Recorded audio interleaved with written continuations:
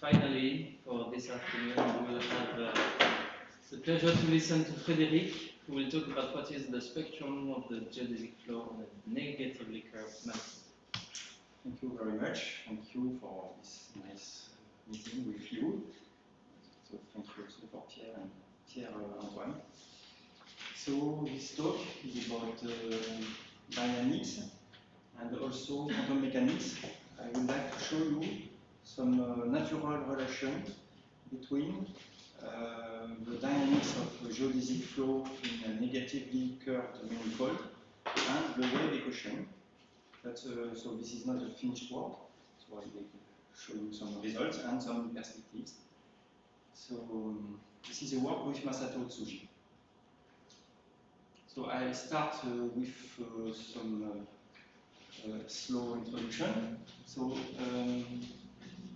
precise definitions will be later, but if you consider this surface and you take a tiny adhesive tape, okay, you start here and you follow with your finger. So the tape has a deterministic position, and if you move a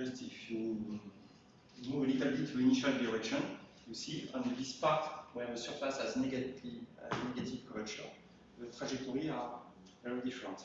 In fact, the tape follows the geodesics of the surface. So it's an experimental way to observe the geodesics on the surface. And here you have sensitivity to initial conditions. And so in physics, we say that the future is unpredictable, there is confusion, so the world chaos. And this is the purpose of this talk, to discuss this situation. Okay.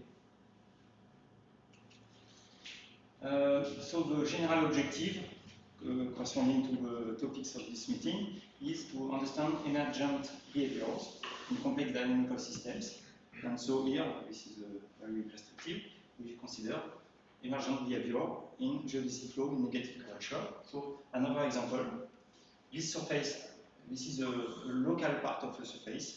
It is flat here, and here it is connected by some negatively curved smooth surface. Okay? And in blue and red are two geodesics, the same picture seen from above. Okay? Seen from above. And this part here of size epsilon, you do epsilon goes to 0.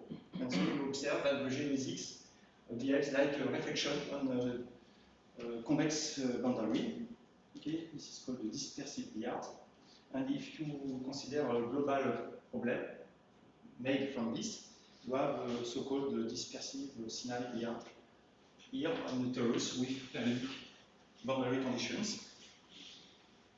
And so here, for example, okay, this is a small, but at time 0, we put a cloud of particles, so they follow geodesics.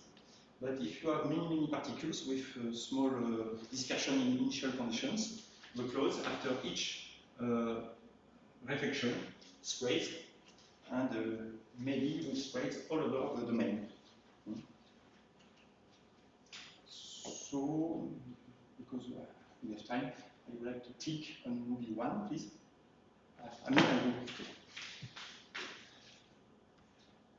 So, this is an example of Almozov flow. This is a physical example. Okay, this is a concrete example. Made. So, this is, maybe you know this already. Okay, so you see, this is some mass, equal mass. It just, without friction, they slide on lines. Okay, and they are connected, so they are constraints in a green. Okay, no friction, so the motion is perpetual, seen from above. In fact, you have 2 degrees of freedom, and so this dynamics here is equivalent to this geodesic flow on this surface, because it's a problem in R something, R3, and the constraint makes to constrain to a submanifold of surface, Okay. So because it's a free motion, this is a geodesic flow, and this is seen from above. Okay. And from above, you see the geodesic flow. And the result is when the mass of this goes to 0, the surface shrinks to two-dimensional, and so it converges to dynamics in a single layer. And so it allows to prove that this mechanical systems has Anosov dynamics by Mikhail Korbanov. On his homepage, Mark Polycott has a concrete realization of it. Okay. Of this one? Of this one, with very elementary, with the straws and the spoons, exactly this one. Yes, okay. Okay. So you said you have 2 degrees of freedom, but you don't take into account the middle one? Yes, because suppose you fix 2 degrees of freedom because, let's see, suppose you fix this position, okay? So it imposes this position. Suppose you choose this position, okay? It imposes this position, okay? And now with this, it determines this. This is not. So you have only 2 degrees of freedom. So the angle of the small mass is determined by the other? No, but. Okay. Yeah. Just by the constraint. Okay.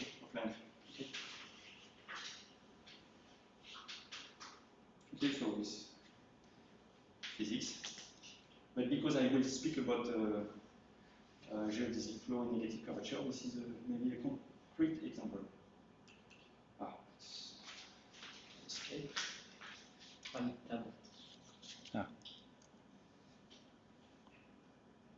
Now I would like to show you another movie where we are looking for a single trajectory in this VR.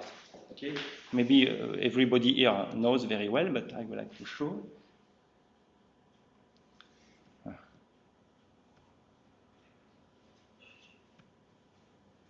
Okay, so a single trajectory in the scenario behaves is deterministic, of course, but you cannot imagine the future. So it's like a random. And this is the same trajectory in the cover, universal cover. And you see that the trajectory behaves like a random walk. Okay.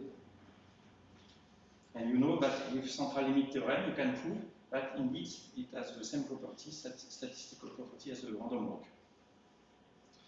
So I just would like to show that individual trajectory in the spirit of this talk is difficult to study, and so we will not study individual trajectories. So, because it's unpredictable. Okay.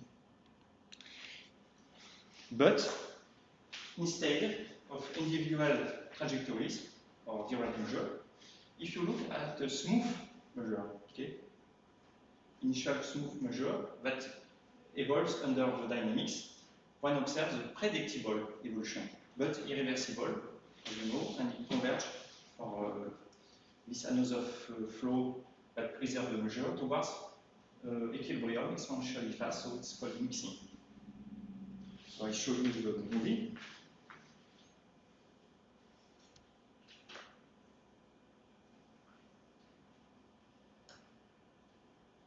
So you see, at time 0, here, this is the signal VR. Here you have the particle.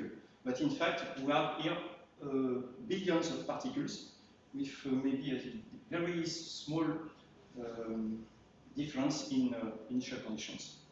And so they will evolve. And the same particle is here somewhere. Okay. And we observe.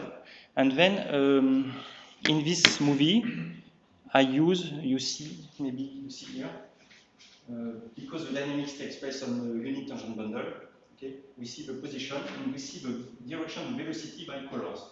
Okay.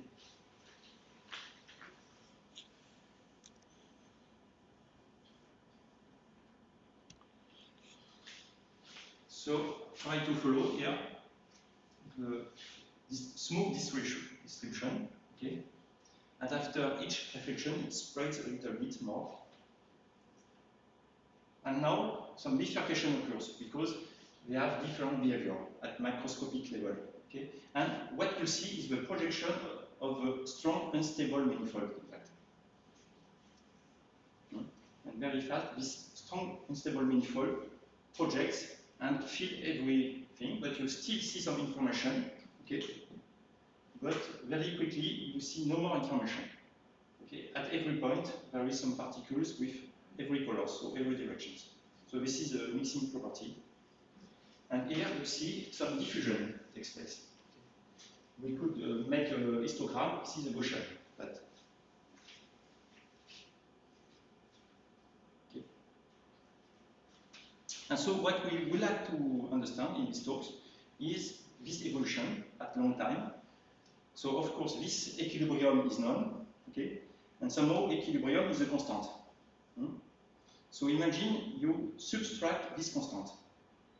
Okay, so the function converge to equilibrium, it means it converges to a constant with fluctuations. So you subtract the constant, so it converges to zero with fluctuations. It is known that it converges exponentially fast. Okay, so the envelope goes to zero exponentially fast. Suppose you zoom, okay, so you multiply the amplitude to see it, you renormalize, and so you will see some fluctuations. Okay, it means fluctuations around the equilibrium.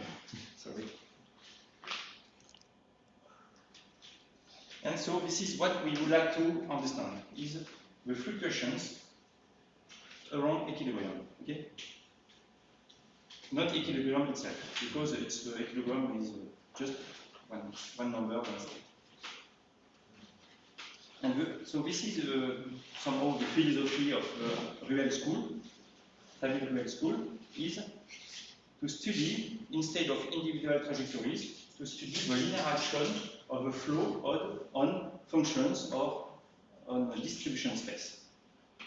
Okay, so to do operator theory, to use operator theory, spectral theory. Why spectral theory? Because this operator, if you find the eigenfunctions mean invariant by the dynamics. So it gives you the long time behavior of the dynamics. Okay? So the purpose is just to look at the dynamics acting on functions or distributions, so called pullback operator, Koopman operator, or transfer operator, Ruel operator, and to look at its spectrum. And if we are lucky, to look at this discrete spectrum. Because discrete, we will see that it's more convenient to have conclusions. Okay, so this is okay, so just to remind the notations maybe. So we will look at a vector field X that generates a flow. Okay, so the flow is just by definition the vector field is the derivative of the flow. Okay.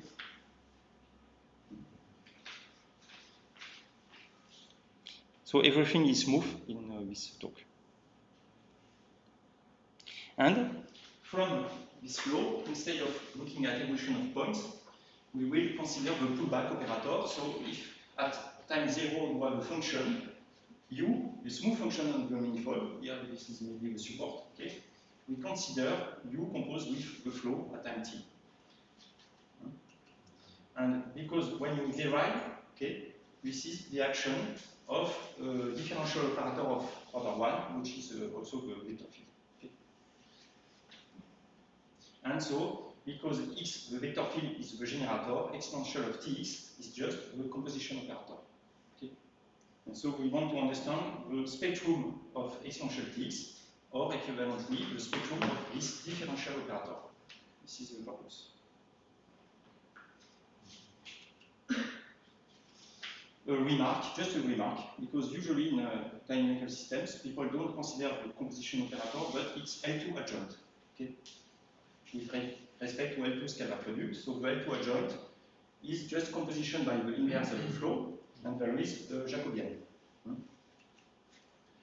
And a remark is okay, just because the pullback acting on constant function gives constant function, when you derive constant function, you get 0, okay?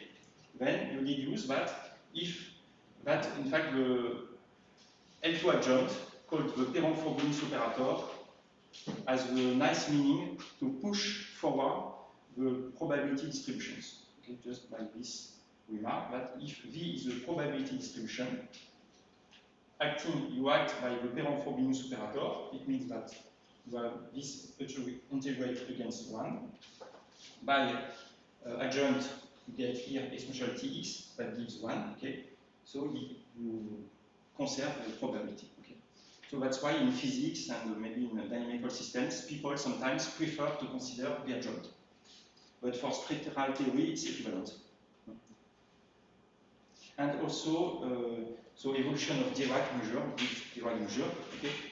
So with this operator, you can study, if you want, individual particles. So this is a remark. We will not use this adjoint after. So we will instead use the pullback. Okay, so the dynamics goes in the past, if you want.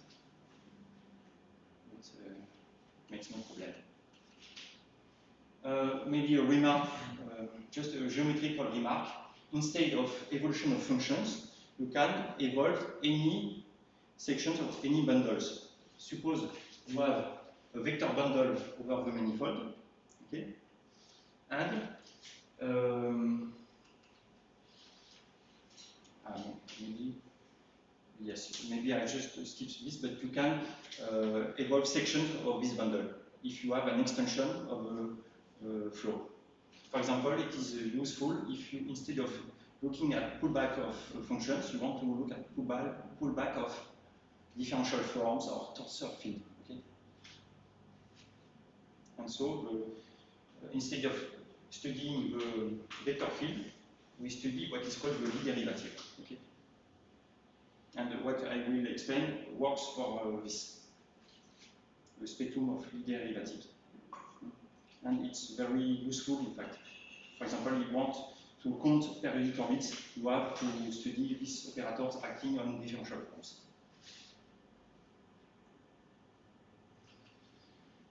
Okay, now I speak about any kind of dynamics. So we specialize to another flow. Another flow, or uniformly hyperbolic flow, is just a flow such that you have this property, so that the flow, so at every point on the manifold, okay, then transversally to the vector field, you have an hyperplane in tangent space that splits into a stable direction in blue and unstable direction in red, and it means that the differential of the flow restricted to the stable direction contracts exponentially fast in the future, uniformly, and in the unstable direction, it contracts exponentially fast in the past. Okay, this is the hypothesis that we are doing. So it's lambda? Hmm? The lambda, I mean the contraction and expansion is... Oh, it's just a bond, okay? So could be different. they may be different, but yeah, it's just a bond. Okay, so this hypothesis corresponds to what is called sensitivity to initial conditions, in the past or in the future. And a special example that we will consider is geodesic flow that are Anosov. So, for example, if you consider okay, N with a metric G is a Riemannian manifold, dimension D plus 1. Okay. By definition, the geodesic vector field takes place on the unit cotangent bundle. Okay, so this is the manifold N, and here this is the unit cotangent bundle. At every point, the direction of the tangent vector of unit size is a circle. Here this is the fiber. Okay, and by duality is the same for the unit cotangent bundle that we call M. Okay, and the flow takes place here. By definition, this is the motion of free particles. So it means that this is Hamiltonian vector field defined by Hamiltonian, which is just given by the norm of the cotangent vector. And Not norm as well, norm. okay, here norm. Okay.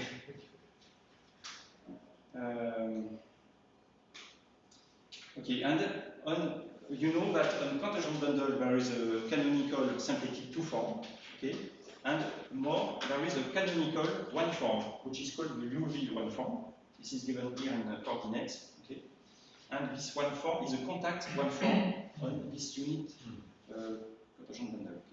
this is important. For example, this geodesic flow is the wave flow for this contact waveform. And the theorem of Anosov, it shows that when the base manifold has negative curvature, then this Hamiltonian vector field is Anosov. And moreover, the dimension of stable and unstable direction is equal to d. The manifold is here as dimension d plus 1. Okay.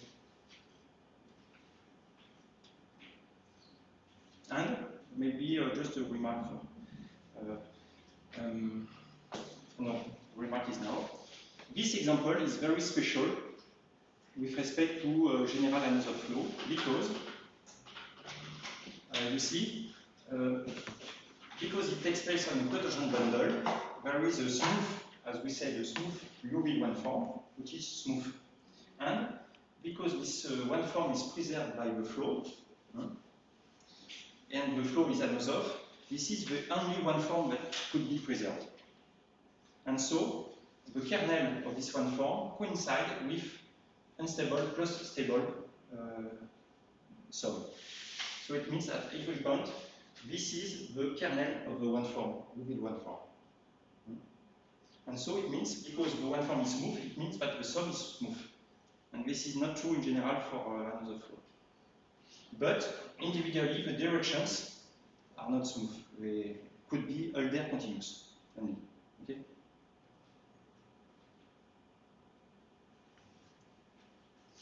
And another special property is that the distribution of EU plus ES, so the kernel of this Liouville waveform, is so-called maximally non-integrable.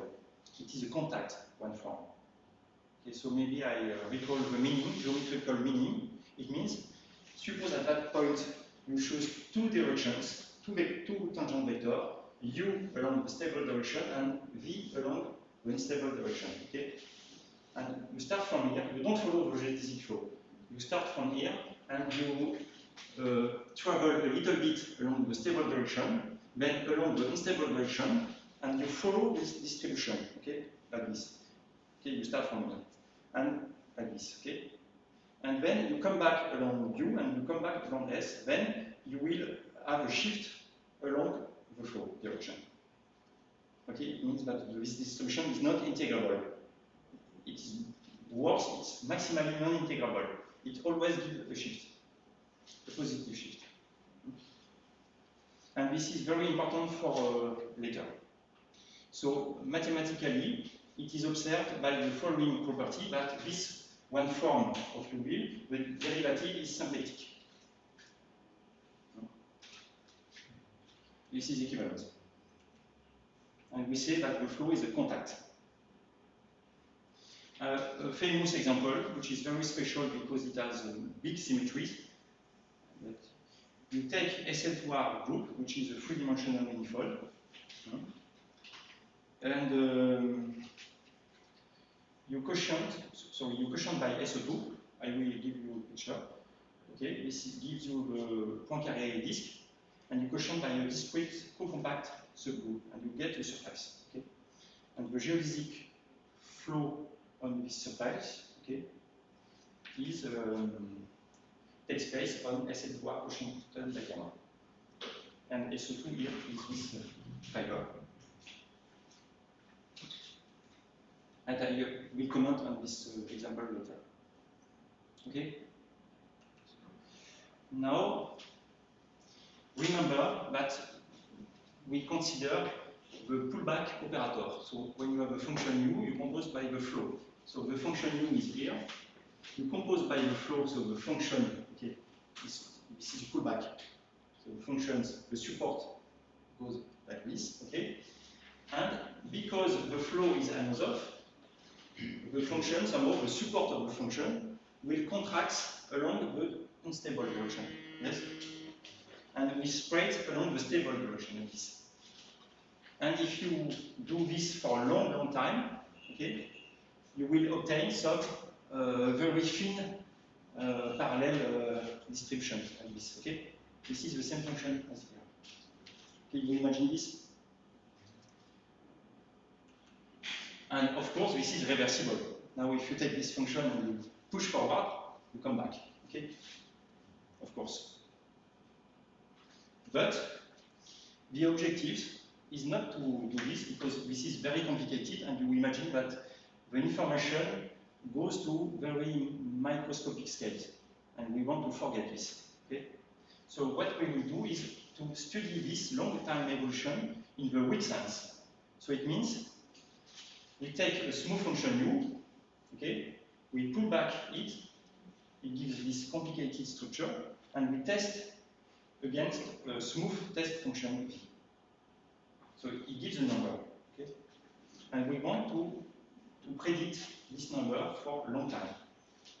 Okay, so it means we want to predict this structure, but seen at macroscopic scale for a long time. So this is exactly corresponds to the movie where you have particles. You don't want to see the details, you just want to see the global behavior for a long time. Okay? Mathematically, this is this question. It's okay? And for this, of course, a good mathematical tool is to find the spectrum of the generator. It will be, with this, we will be able to answer this question.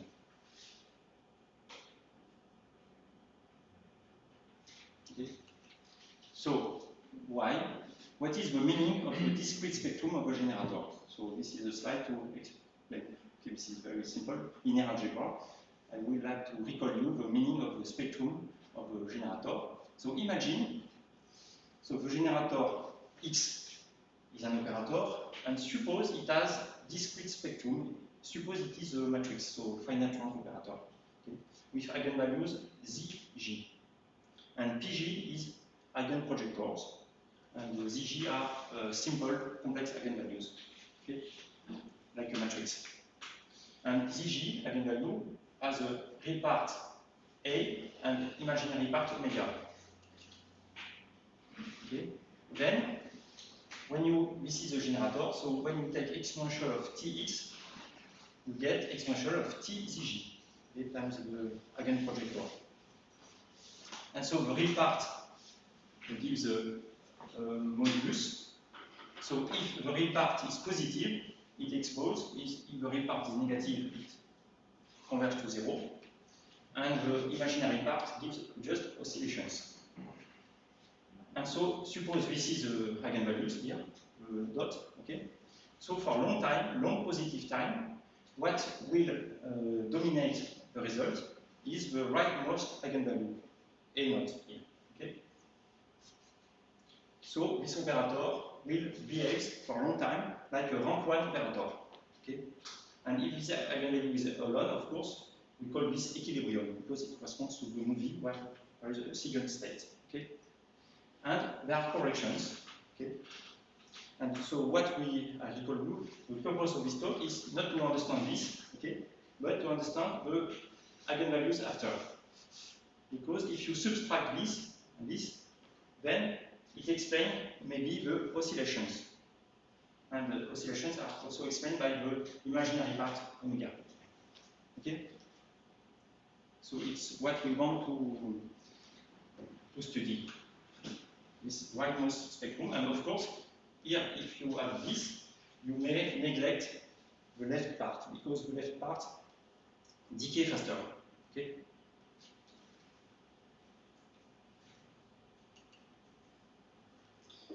So, okay. Sorry. How large is the thickness of the strip that you study? Here it's just imagine, okay? So you can imagine what you want, but in the result, we will obtain this picture, in fact, and I will give you the size of the lens. For example, we'll see that in constant curvature, this is lines, okay? And in non-constant curvature, maybe it's lines, but we are only able to prove in some bands. So the problem for us is that if you want to study the spectrum of a vector field, in L2 space it's natural because vector field preserves UV measure, okay? But in fact L2 space is not a good candidate for the space because in this space, the vector field is skew symmetric, and as a consequence, it has continuous spectrum on the imaginary axis. So it has not discrete spectrum. So you don't have this feature in L2 space. So L2 space is not adequate candidate for space. We need to change the space. Okay? So what we will do. And this is the work of David Ruel and people after him. So before explaining this new space, I would like to give a preliminary remarks on quantization and microlocal analysis, but very just elementary remark. Just this is a remark. So you know very well that in dynamical systems, sometimes we consider Hamiltonian dynamics. So Hamiltonian dynamics takes place on a symplectic manifold, or for example, the cotangent of Rn, and it is defined by a function called Hamiltonian function. Okay, this function we call it also a symbol, and in Hamiltonian dynamics, it defines using the symplectic 2 form. It defines a vector field, okay, X in the cotangent space and the dynamics. And in microlocal analysis, people from this function they construct an operator, and this operator acts on functions on Rn, so on the base, not on the function in the cotangent space, but on Rn, on the base. And they obtain a linear operator, and this linear operator is used as a generator to evolve functions on the base. And using this equation, okay, so the time derivative of function is obtained by the operator acting on the function, and this is called Schrödinger equation. And this operator is defined as follows. So there are many, some equivalent way to define it. The most maybe simple way is called ordinary quantization. So from the function, you want to define an operator on function u. Okay? So the result at point x, you just take the function, you do Fourier transform, you multiply by the function f, and you do Fourier transform inverse. So it gives you this formula. You see? Example, if you take on Rn a cotangent vector modulus square, okay, then you can see that if you put modulus square here, it's equivalent to derive twice with respect to x, okay, so it gives you the Lagrangian operator. And so in physics, you know that this generates a geodesic flow, okay, and so correspondingly in quantum mechanics, the Schrödinger equation, you put the Lagrangian to generate correspond. It's the wave equation. It's okay, wave equation is with a square root of, okay, but if you take modulus of c, it gives you square root of the wave equation. It corresponds to 3 particles. And okay, this is a basic, okay, because I just want to give a framework. But from this association between Hamiltonian and symplectic geometry and operator theory, people are able in microlocal analysis to deduce very strong properties of the spectrum of this operator from the dynamics. There are many correspondents by theorem. Okay? We imagine this. For example, it's possible to show that the spectrum of this operator in the complex spectral domain, okay, is included up to some fractions in the image of the symbol. So here the symbol is real valued, so the spectrum should be included in the real line. But if the symbol is complex valued, okay, the spectrum can also the spectrum of this operator may be discrete or not, okay, and the density, the spectral density, it means the number of eigenvalues in some spectral domain, okay, is just given by what is called the Weyl. We just take here the push forward of the Liouville measure. by the symbol. I don't understand this, that the spectrum of the operator of F is including the image of F. For example, suppose the Laplacian operator, okay? The symbol is real valued, okay? So C square is a real number. So the C is a real and positive number, okay? So from this, you deduce that the spectrum of this operator belongs to the positive real line.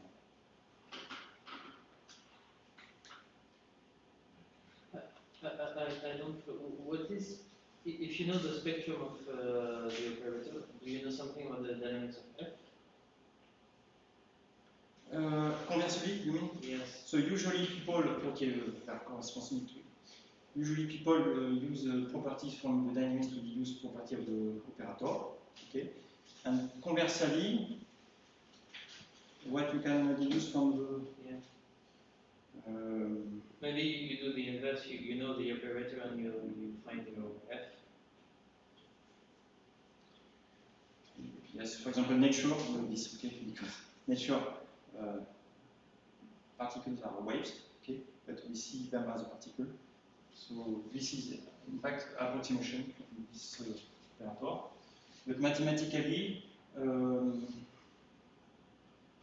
what property we can deduce if you know very well the operator?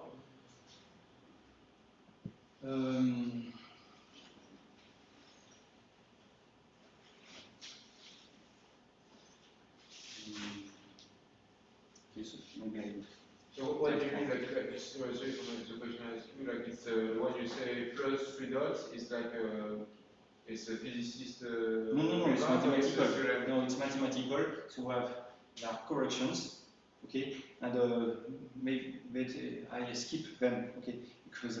But like for instance, when you do Hamiltonian flow, it, like the Hamiltonian flow will depend on a constant. You can add a constant, it doesn't change, but like your consequence does depend on a constant. In fact, okay, to be more precise, this correspondence, because it's a kind of correspondence between operator theory and symbols, okay, is better and better when you go to high frequencies. High frequencies means C goes to infinity. So this is what is called the semi-classical limit. And in this limit, the correspondence becomes better and better. So this reminder here, okay, gets smaller and smaller if you study things in high frequency. So it means in the convergent space, very far from the zero section. Some people have the constant, the Planck constant, right? Fixed. Yes, but the Planck constant is the inverse of C. Okay, if you want. What people call the Planck constant is the inverse of C. Because why? Because here, okay, C is just the Fourier mode, but in physics, people write like this. Okay, so it means they just rescale C. Okay, so H is just a rescaling. Okay, H small means that you study frequency at value 1 over H. Okay, and so You have to understand because like when you look at E of F, so it's a subset of C that you are looking at. So the spectrum is a subset of C. yes, And the image of F is not a subset of C, it's a subset of R. and R is the subset of C. So like so you mean that the spectrum is always No, I mean here, okay, you can take a symbol that is complex valued. Yeah. This was an example. Ah, okay, this is an example, but you can take a symbol that is a complex value. For example, you take a polynomial, like what you mean, you take a polynomial function. for example, F is C. So of course, maybe there is no Hamiltonian vector field, but take C squared, maybe plus E, okay, epsilon, une fonction B of X. Okay. So people do this sometimes. So this is the Hamiltonian function F, or it's Yes, F, Hamiltonian function F. it's not why you add I plus epsilon. So that is complex value. Why not? You why not? From Like this- it's not the thing you are taking at the beginning. From this, you can define an operator. Okay? And this operator, the spectrum will be not. This operator will be not. The spectrum will be not contained in the line. So you're starting with complex Hamiltonian function. No, sorry. Here it's just remark, okay, I will not Okay, use this. it's not a regular statement, so it's. No, here it's not rigorous, sorry. Okay. Okay, it's just a flavor, flavor. It's not rigorous. Okay, just to give because I suppose that you know nothing maybe about. Yeah, sure. It was okay. So I just an intuition. Okay. Maybe what is rigorous is this formula. Okay. It is correct. So, sorry, but it's not rigorous. Now it will be rigorous. So this is a very simple example now, another subject to introduce to real spectrum. So we don't consider very complicated dynamics, we just consider on the real line R, okay, this vector field, minus x times derivative of x. Okay?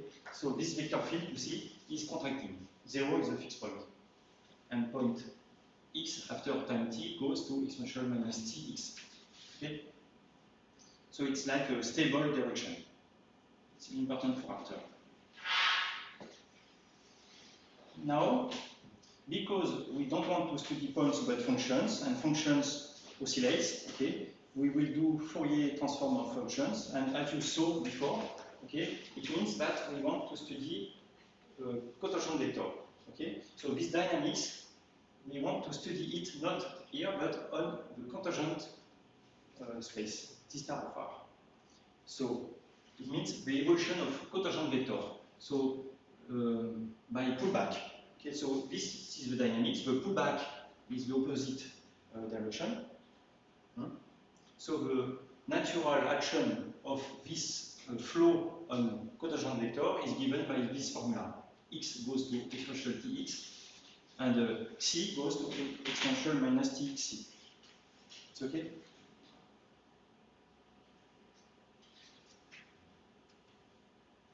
And okay, observe the following property, which is very simple. X is this differential operator. If you take a monomial x power k, then it's a formal eigenvector, because you derive x power k and you multiply by minus x, it gives minus k times x power k. Okay? So x power k seems to be eigenfunction for eigenvalue minus k. And it seems that minus k, minus integer, are the spectrum, discrete spectrum of this vector field. Okay? And moreover, the projector on this space, okay, so the dual of x power k is the Dirac, derivative of Dirac. Okay, so the spectral projector, the image is x power k, and the kernel is the km derivative of Dirac.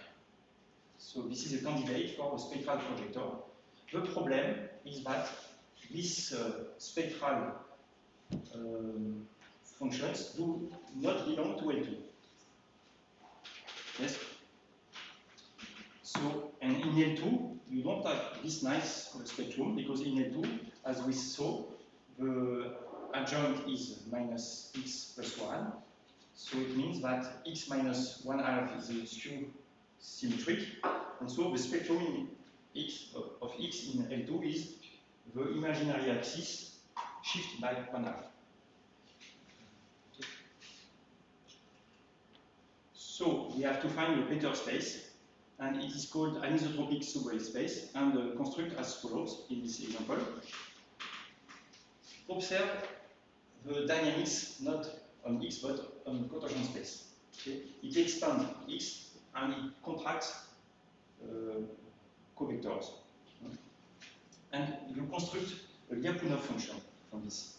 So just c power m divided by x power m. So you see, with time, c decreased, this increased, so w decreased.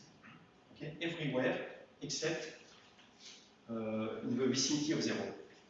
But everywhere on cotangent space, this function decreased. Okay, if m is positive, and it decreased exponentially fast. You see. So, from this function on cotangent space, you consider this function as a symbol, and you construct an operator by quantization. Okay? And this operator acts on L2 space to define a new space, what is called subgrid space. Construct with this weight. This is the usual, if you know subway space, this is the usual definition of subway space. But usually, people define subway space just by xi over n. And we say this is subway space of order n. But here, this is anisotropic subway space because there is also weight in x direction. You see? So when you construct the Lyapunov function, you can get the flow from Hamilton. Sorry? So the process you describe is you construct a Lyapunov function so that you get this flow as a Hamiltonian vector. No, you start from a flow, you want to study a flow. Okay? This flow, you look at it on cotangent bundle. So you read the flow on cotangent bundle. Then on cotangent bundle, you are looking at what is called the wandering set. Okay? Wandering set is trajectories that goes to infinity or come from infinity. Okay? And then from this wandering set, you construct a Lyapunov function that k uniformly along all these trajectories. So you get a Lyapunov function, which is a function on cotangent bundle. From this function on cotangent bundle, you define an operator, what is called a pseudo-differential operator. So it's not related with the symbol thing. Yes, the definition of this is given by the previous slide. This, okay? Op of f. You take op of w. Yeah, but this f is not. It's just. Why did you construct this version? It's just. Why we do this? Yes. To get the following result. Okay. And the result is that the spectrum of your initial operator that you wanted to study in this space, in this subway space, then it has the following. The spectrum is the following. You see the discrete spectrum, discrete eigenvalues, the minus integer, so you see this, in fact. I will explain why. And you have essential spectrum that you don't want, but this essential spectrum is at real part minus m, which is arbitrary. So if m is large, this essential spectrum you push to infinity, and it disappears. Could you show again the expression of up, of the function up, of the operator up? So the operator up goes from L2, of R. In your example, it was R. L2 of R to L2 of R. L2 of R, like in this example, is this. And so it's like the Fourier transform of this one. So from L2 of R, okay, you get another function on R, but with a different norm.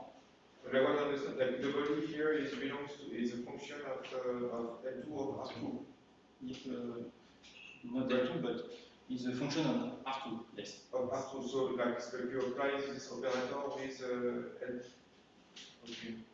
So maybe I explain the intuition, why it works, okay? Because you want that xk belongs to the space, okay? So xk that cannot belong to L2 because it increased, okay? So the idea is to put a weight, okay? And so you divide by x power n, and if n is large enough, then xk will belong to the space, okay? But not all, for all k, I mean. No, that's why when for a given n, okay, you see this. Okay. So which n you have to take, Hmm? it doesn't matter, and you just take n large N large enough, because as you recall that we want to just to see the real spectrum here. Okay, so you take R large enough. And the result is that this spectrum that you see does not depend on the space.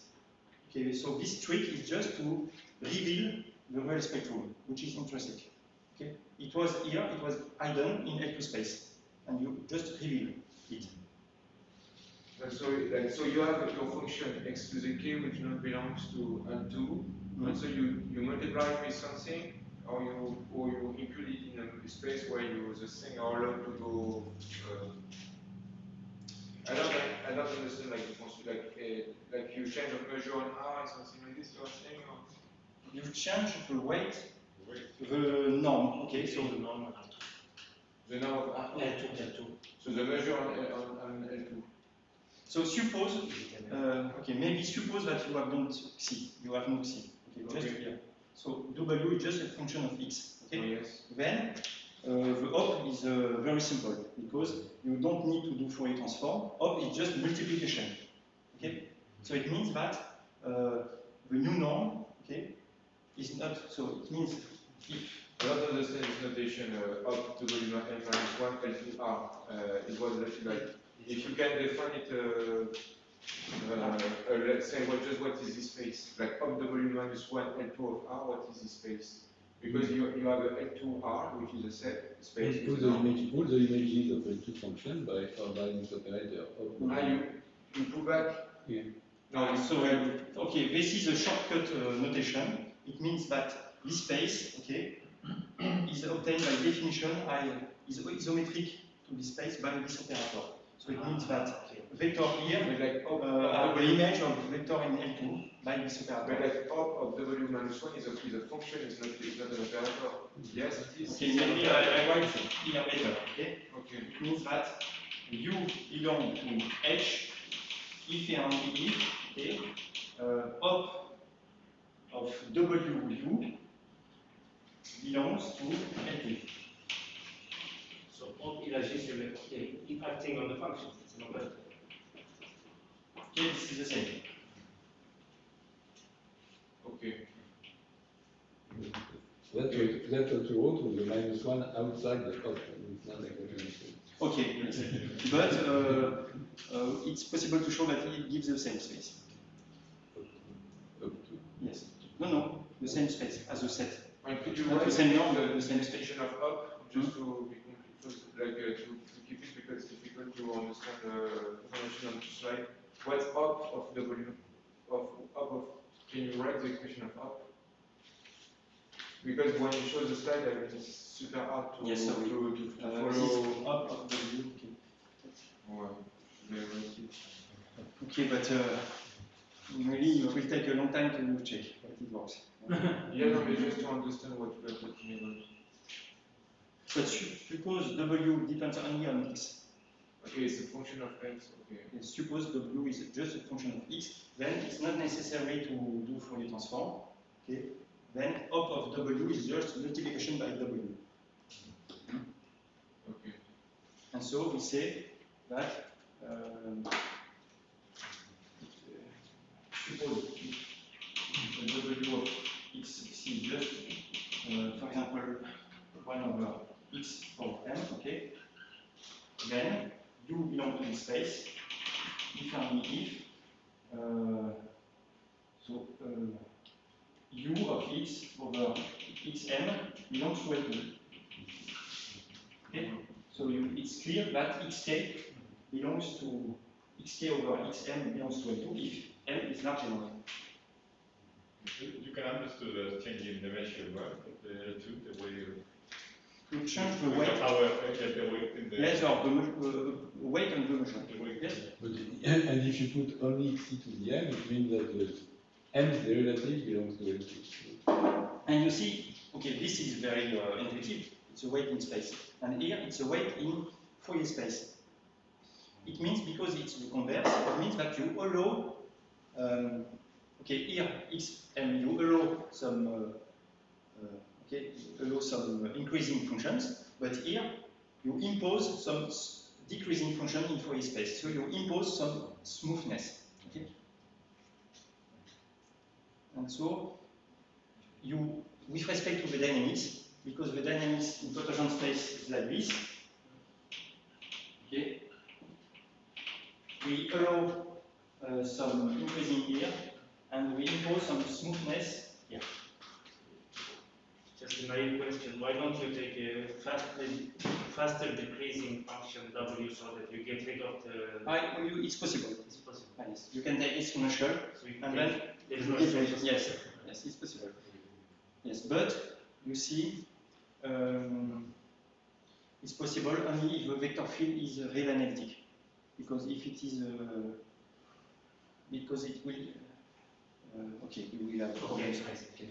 So when you work with only smooth vector field, you can work only with functions that grows like polynomials. And why do we need to impose the smoothness? Yeah. Yeah, why? Because you see, okay, with x power m, xk belongs is okay. But here you have the derivative of k. Okay? And you want that this operator is bounded.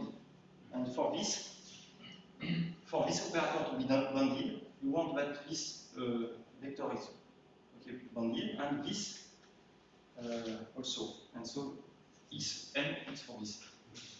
Cn is for this. And so both are necessary to get this result. Okay? It's okay. So this is a very simple example. Okay? And but this example you can now use it for hyperbolic dynamics. In fact, this is the same techniques. And so you get discrete spectrum for a generator of Anosov flow. And this discrete spectrum is called polyquatrial resonances. Okay. So they are eigenvalues. And with this approach, we use microlocal analysis. And this approach to get resonances after changing space has been initiated by Cons, by what is called dilatation method, Effer-Sjöstrand in quantum mechanics, and Melrose also. Okay, so this is a big, well-known thing in microlocal analysis community, and it's more recent in dynamical systems. It begins with Ruel, Bowen, okay, looking at evolution of functions by operator. And okay, Planck, Hilbert, Leverani, all these people, Baldi, Tsuji. And here with Roy and Sjöstrand, we introduce this microlocal language and tools. And then there are now many recent results in different applications. Okay, like all these people. Okay. Now I would like to give some results. So suppose you consider an Anosov vector field. Okay. For the moment, just Anosov, not contact. And so it has stable directions. So if you look it in the Cartesian space, okay, we follow this philosophy. In Cartesian space, by duality, it has some stable directions and unstable directions. Okay. And so you will construct a Lyapunov function, which is a stable component of a Cartesian vector, power m, divided by xi unstable power m. Okay? And so this is a Lyapunov function. And you don't consider into space, but the image of U2 by op W-1.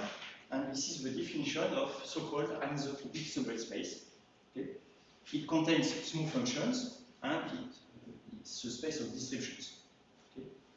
And as you expect, theorem is the following, obtained by Butterley-Leverani first, and then after with Sjöstrand we just developed this microlocal language, and more recently with Tsuji we just improve the weight like this, okay, for the next slide.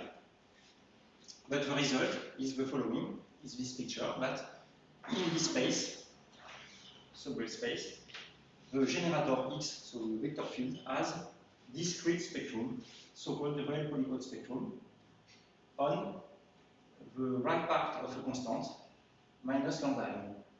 And when m, here the power goes to infinity, this essential spectrum disappears on the left and reveal the discrete spectrum. Okay? So in the simple example, you needed some function of x in your Lyapunov. Yes, but here we suppose that the manifold is compact, so we don't need it. So here, the problem is more in Cartesian space, where you have stable and stable directions. But if you want to study so-called axiom A flow, okay, then you need some weight function in space. So. Okay, so this result is good because it says that discrete spectrum exists, but it says nothing. We don't know what is there. So what's the green region here, and how does this distribution of discrete spectrum reflect in the initial question you asked about the perturbations, convergence to this equilibrium? So for example, I don't know if I answer, but here there is an obvious eigenvalue 0, Yes, sure. but this is not obvious. So maybe there is nothing, maybe there are plenty of eigenvalues, we don't know. But suppose that there is this eigenvalue, and after some spectral gap, no other eigenvalues, okay? Then it gives as a consequence exponential mixing. Okay? So for example, if you have from this, you can deduce exponential mixing. It's a usual way to deduce exponential mixing. Okay? So now the question is, what can be said about eigenvalues here? That's for the Lewis measure. Hmm? That's for the Lewis measure. So this is for a general, it was for general another flow, and now I specialize to geodesic flow. So for the general another flow, which measure you get? Any gift measure? Well, here, Yeah. and you get the SRB measure. SRB measure. But if you put a weight in the transfer operator, you have all the Gibbs measure. So for contact another flow, okay, so for example, think of a geodesic flow, then we can say more about this spectrum, and we have the following picture.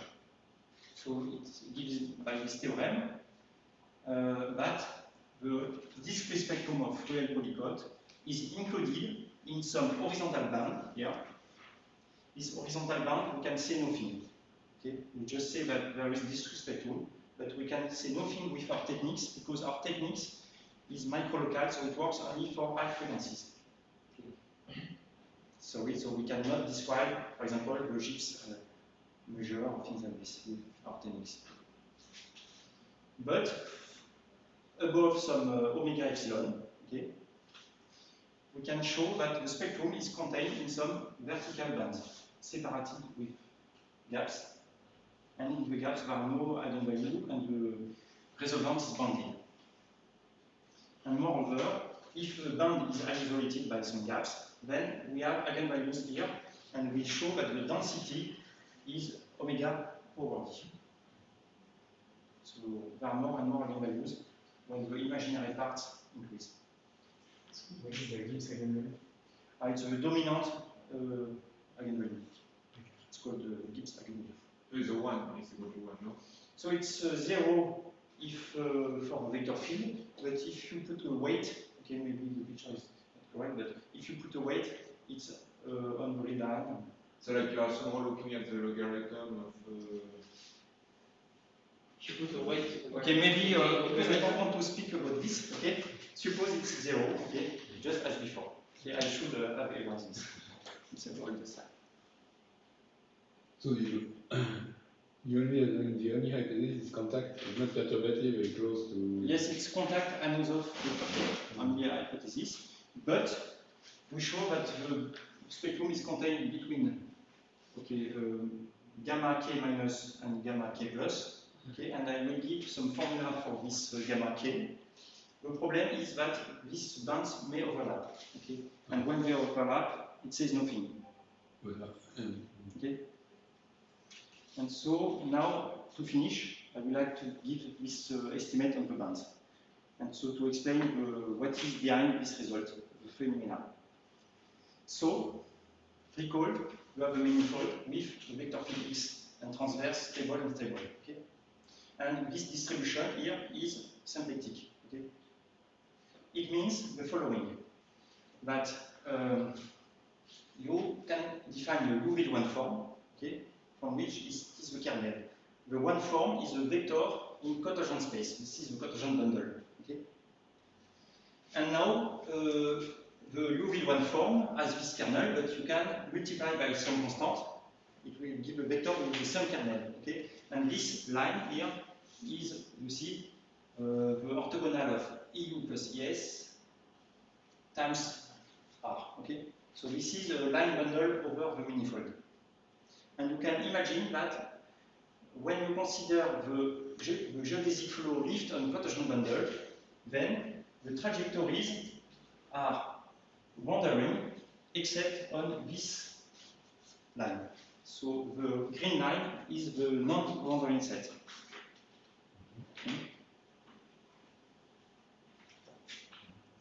And so when we construct, remember the escape function, sorry, the weight W, okay, we just take the stable component divided by unstable component, okay? And now, okay, what we do, so this non-boundary set, we call it sigma. This is a symplectic manifold. And now we consider a vector bundle over sigma, which is just the normal bundle, yeah. The symplectic orthogonal, okay? And the symplectic orthogonal is a vector bundle which is hyperbolic with respect to the dynamics, because transversally the dynamics is hyperbolic. And from this, we define now another vector bundle, okay, which seems more complicated. Okay, it's this one, which is very important. Okay, but so here we have a stable direction NS. Okay, remember this is the symplectic orthogonal to the non-rotary set, and everything takes place in cotangent bundle. And we take polynomial functions on the stable direction. Why polynomial functions? Because this is a stable direction, and remember the simple example, okay? Real eigenfunctions were polynomials, and gives this, okay? And here it's the same. So we take polynomial functions along the stable directions, times, okay, we have to correct by a line bundle, which is called half density bundle, and F is just if you want to study forms addition, okay? So this is the important vector bundle for us. Of course, polynomials can be considered as the sum of homogeneous polynomials of degree k, okay? And from another vector field here, you can lift to the cotangent bundle in a natural way, and in a natural way, it gives you the derivative for sections of this bundle, because this bundle is a natural bundle from the cotangent bundle. Okay? So you get naturally the derivative, okay, acting on functions, on sections on this bundle, okay, and you have to think this as a symbol, okay, and you consider just this quantity, gamma k plus minus. Okay, this is the formula for gamma k plus minus. And so maybe the philosophy behind this is just that we want to study the spectrum of the geodesic vector field, which is the operator here. And what we observe is that this spectrum splits in different sectors, okay, different k. Okay. And for each k corresponds to polynomials here, but suppose you fix k, then this spectrum, so maybe here I come back. For example, here the first bound is polynomial of degree 0, so it's just constant. Okay. Then you have to think that this spectrum is just the spectrum of quantum operator for which the symplectic manifold is this non-real set. Okay, this is what emerged, if you want. Okay, so, and from this, we can now deduce from this correlation functions. And show that for a long time, correlation functions are described by this quantum operator, it means the spectrum on the first band. And you have emergence of effective quantum dynamics with uncertainty principle, and this is like a wave equation. Okay, so this is the consequence of this. Of course, I just want to show this picture, which is interesting, for example, because it's very, it gives you a very clear example. In case of constant surface, okay, SL2R, then the real spectrum is easy to compute. In fact, you can read with the slide. And you see this vertical band, which are only lines, vertical lines. And in fact, the eigenvalues, Z, KL, are at real part minus 1/2 minus k, so minus 1/2, minus 3/2, minus 5/2. And the imaginary part is given by the square root of mu, where mu is the eigenvalue of the Laplacian on the surface. So what you observe in constant curvature is that this spectrum here is the spectrum of square root of the Laplacian. So this What is FET gamma? operator, Is this which, like, which group is it? Gamma? gamma is a discrete co-compact. Any Yes. discrete compact? Yes. How does the spectrum depend on the? Gamma? Of course, it depends on gamma. But it's always this shape. Hmm? But it's Yes, always yes. So this spectrum is very complicated. Okay. But what you observe is that the geodesic vector field for a long time is described by this operator here, and this is nothing else than the square root of Laplacian. So the wave equation emerge. So it means that up to, if you subtract the equilibrium, then the fluctuations are given by the wave equation. At least in constant curvature, but in non-constant curvature, you have a similar result.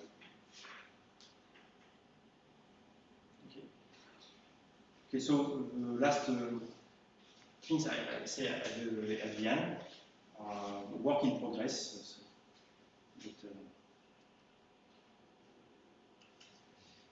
Okay, so thank you for attention.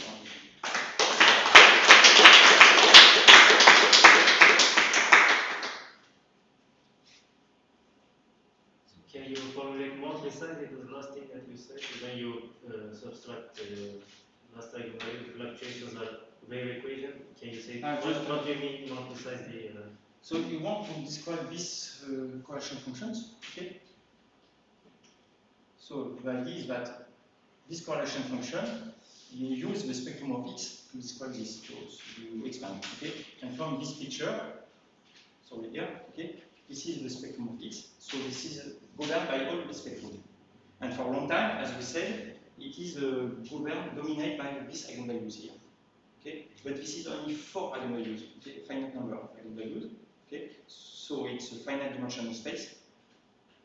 So of course it's very big, but suppose you subtract it because you want to see more interesting things. Okay?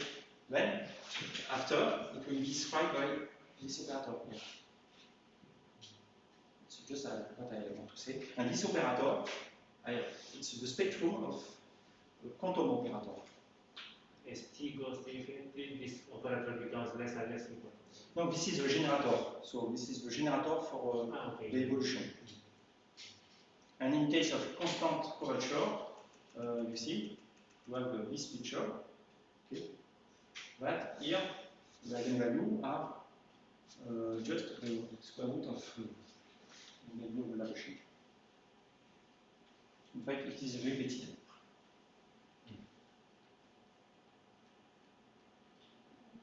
Do you have an interpretation of the fact that the spectrum in one line is just the same? Yes, in fact, after there is a proof in the slides, just because in SL2R, you see the generator of SL2R, you have a vector, I don't know if you know this, okay, SL2R, the algebra has dimension 3, and it's spanned by these 3 vectors, and this 3 matrix corresponds to 3 vector fields. It generates the geodesic vector field and the unstable orocycle and stable orocycle vector field. Okay? And then you show, just from these commutation relations, that these 2 operators in the real spectrum, they just interweave the spectrum. Okay, so this is very general. We have a result with Masato, like this, but generally we can construct some orocycle operators that move bound k to bound minus k, k minus 1 or bound k plus 1. Is there a consequence of this for the shape of the fluctuations? The shape of fluctuation, the eigenfunctions? Yeah. So in constant curvature, of course, it's exact. Okay. So it says that if you have eigenfunction here, then you get eigenfunctions everywhere.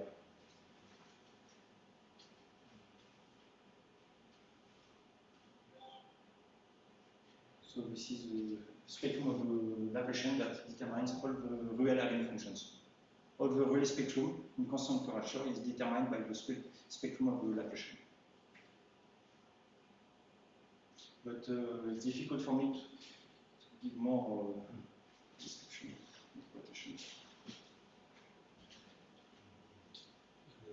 The projector or the spectral projector or what? Do they live in a natural space? Spectral projector? On the eigen, Yeah. In your case, do they live in a natural space? I mean, So in our description here, for example,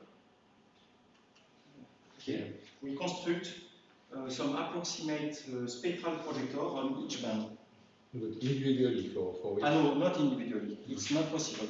No, and you cannot imagine that it will be possible one day, because even for the Laplacian operator, okay, it's known that at high frequency, eigenvalues and eigenvectors behaves like random waves.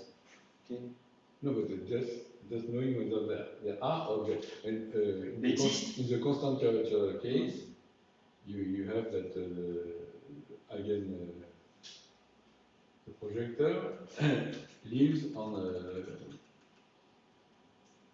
it's a distribution with regularity, which is exactly where you are, 1.5 or 3 hours.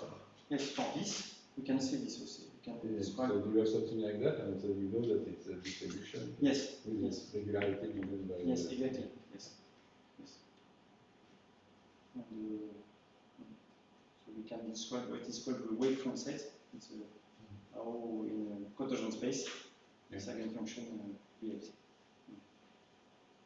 It's like x power 1, okay, because in bound k it's x power k along the ns.